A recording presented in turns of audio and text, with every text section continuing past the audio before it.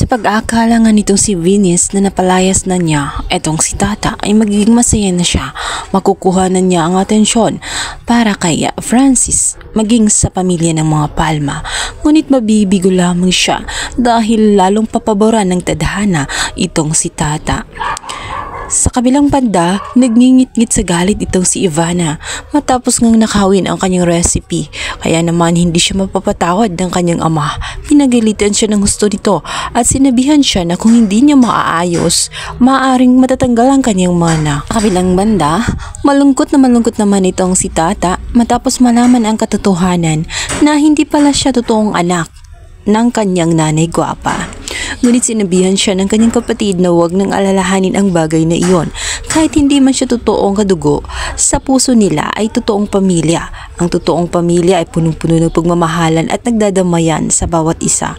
Kaya walang magbabago kahit ang katotohanan hindi siya totoong anak. Ang hindi alam ni Tata ay patuloy siyang hinahanap ng kanyang totoong ama. Ito ay walang iba kundi itong si Sir Gob na nagmaltrato sa kanya. Ngunit paano kanya matatanggap ang katotohanan sa oras na malaman na nga ni Sir Gob na ang kanyang hinahanap ay walang iba kundi itong si Tata. Sa kabilang banda, gagawa ng paraan itong si Ivana kung paano ang kanyang nasirang negosyo. Dito naman magkukrus ang landas ni Ivana at nitong si Tata.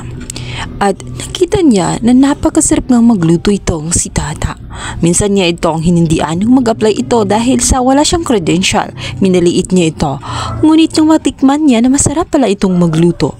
At natanong niya kung ano ang kanyang inspirasyon sa kanyang pagluluto at bakit ganun siya kasarap magluto. Ito na may sinabi ni Tata na naaalala niya ang lahat-lahat ng pang-aalipusta at pagpapalaya sa kanya ng pamilya ng mga Palma. Mga bagay na pinagbibintangan siya para lamang siraan.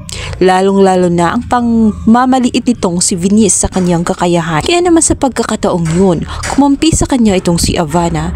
Sinabi ni Ivana na kukunin siya bilang head of check. At sa pagkakataong yun, hindi na nila makikilala ang Tata. Nagsilbi sa mga Palma. Tutulungan ni Ivana itong si Tata para makabangon at matulungan din ang kanyang kalagayan. At hindi naman siya mabibigo nitong si Tata dahil likas sa magaling siya magluto.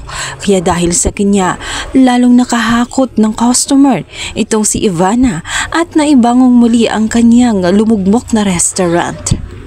At nagtaka na ngayon ang pamilya ng mga Palma sa kanilang meeting dahil unti-unti na ngang nawawalan sila ng customer at lumipat na ito sa Balay Inasal kung saan naroon nga itong si Tata. At magugulat nga sila sapagkat makikilala na nila kung sino ang bagong head at chef ng Balay Inasal. At magugulat sila sa napaka-eleganting mukha nga nitong si Tata.